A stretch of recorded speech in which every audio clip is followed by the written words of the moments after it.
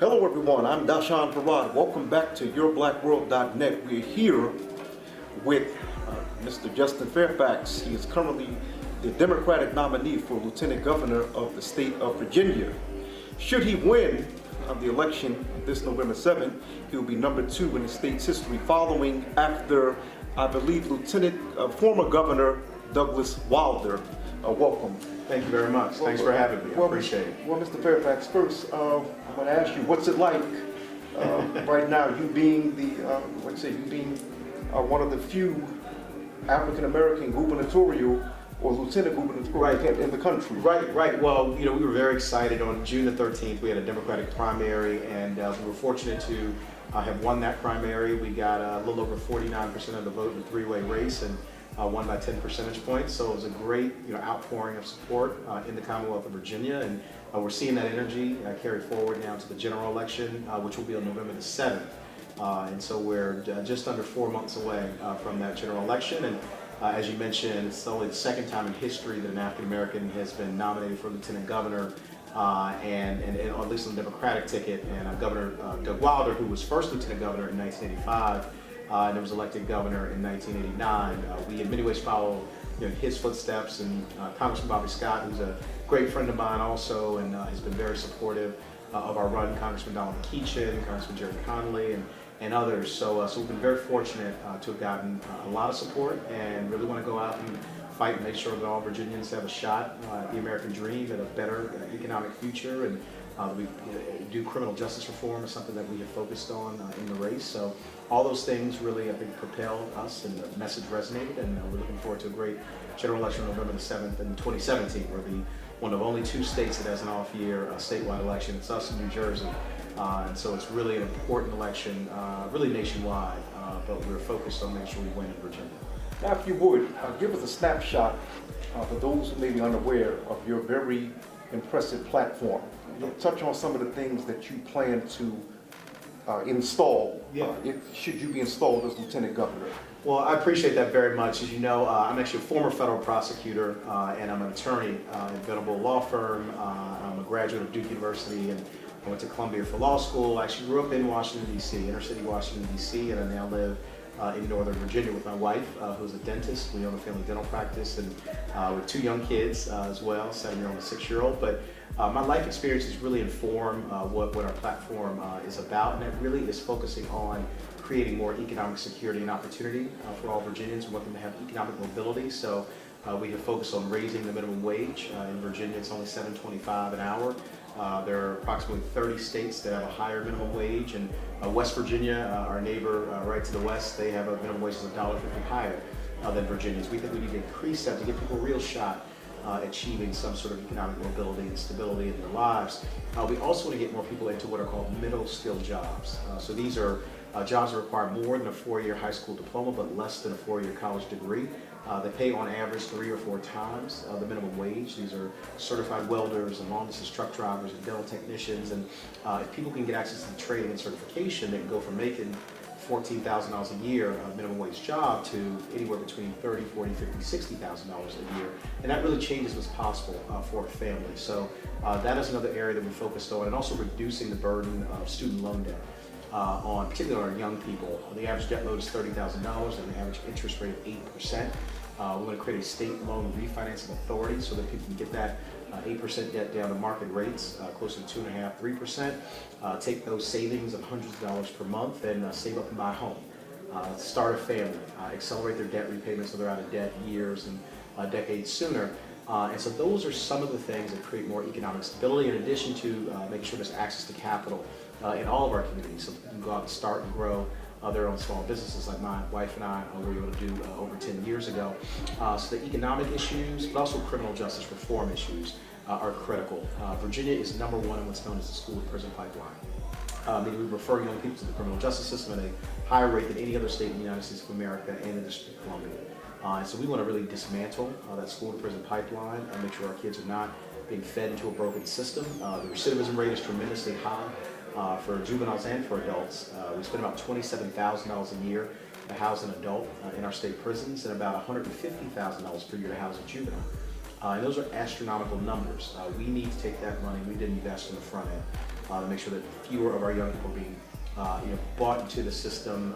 And so that's really where our focus is.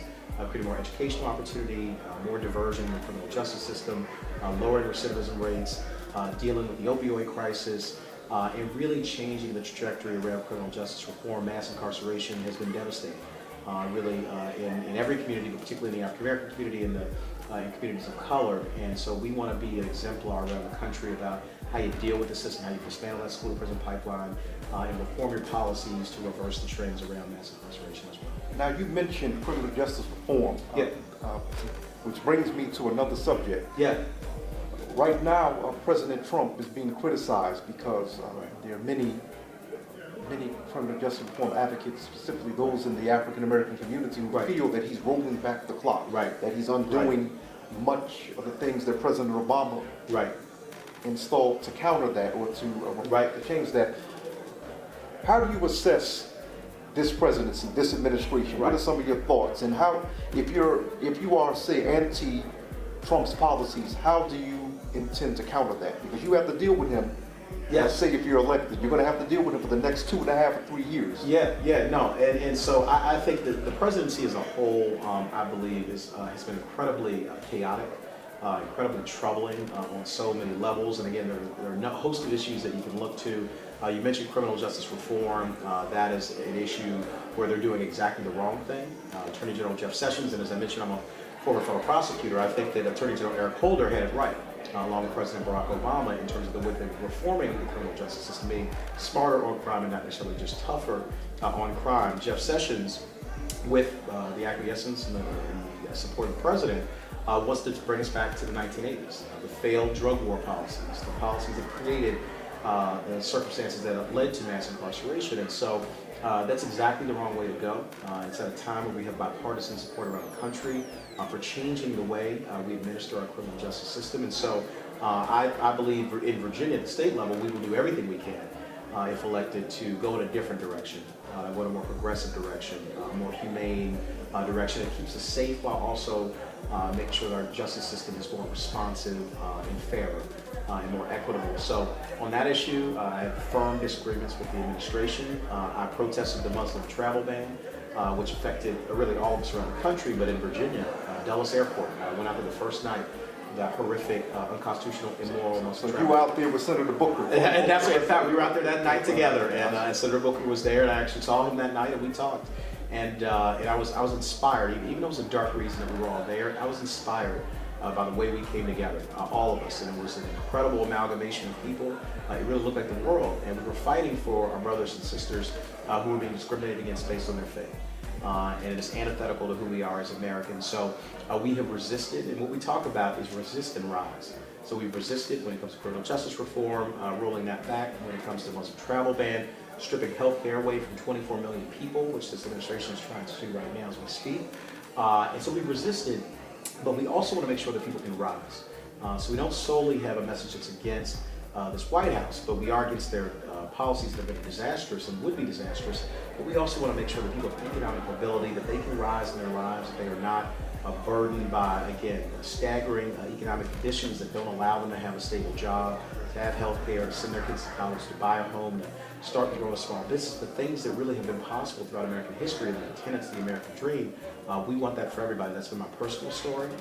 People giving me that kind of opportunity, what I like to call spiritual wealth, to help us rise. But we now want to make sure that everyone has that exact same shot in life, and that's why I'm so passionate about what we can do as Lieutenant Governor of Virginia and all around this country working together. Okay, now this last question, Mr. Fairfax, keep in mind, okay, now the name of this network is yourblackworld.net. Right. In the tradition, of course, Congressman John Conyers. Right. But also in the tradition of your fraternity brother, one of my idols, Dr. Tony Brown. Right. Host of Tony Brown's Journal. Right. I have to ask this question, right. a tough question, and I ask this to all African American politicians. Right. And answer it as honestly as you would like. Yeah. Do you support reparations for African Americans, or do you feel that it is a lost cause for our community? You know, what I think about it is, and I'm familiar with Congressman Conyers' effort. He's introduced a bill every year in the Congress around this issue, and there's been, I think, a lot of thoughtful discussion about it. But here's what I actually think. I think that the path that African Americans have had to travel in this country has been unique in so many ways. From slavery, and again, I live in Virginia, and you look at Jamestown, settled in 1619, all the way through today. It's been a very difficult path in so many respects: slavery, Jim Crow, and economic disenfranchisement. And I take the view that what we have to do is to make sure that everyone, no matter where they start, particularly African Americans, get a chance to rise economically. I think that's the heart of what this debate is all about. Are people going to be allowed to sort of break away from the past and what's kept them down and weighed them down? And so I think we have to do that work, and I think that work is ongoing. I don't think that's a one-time thing that can be done. I think that we have to make these investments in our community, because what we're seeing, and we had a debate actually around Confederate monuments, which I'm sure you followed, and that debate's been around the country, and it's an important debate. And we've staked out a clear position that we don't think they're appropriate in the public square. But also what we have said is that it's not solely about the monument, the individual thing. It is about sort of the systems around it, the other things that have come from it. So the school to prison pipeline that we talk about, that's a vestige of a dark time and a continuation of policies that we have to change. So I want to change present day conditions for people that allow them again to rise, allow them to rise economically, no matter where they start and where their families start. And so that's really where I think our focus has to be going forward. But I think that we have to make sure that we are making these investments. We are breaking the conditions that kept people down for so long. And I think that really is what the debate has been all about. Your plate is certainly full. Mr. Fairfax, thank you very much for joining us. Wish you luck. Thank you very much. Appreciate you. Yes, I'm Doshon Farad. Thank you very much for joining us, and please don't forget to subscribe to yourblackworld.com. See you next time.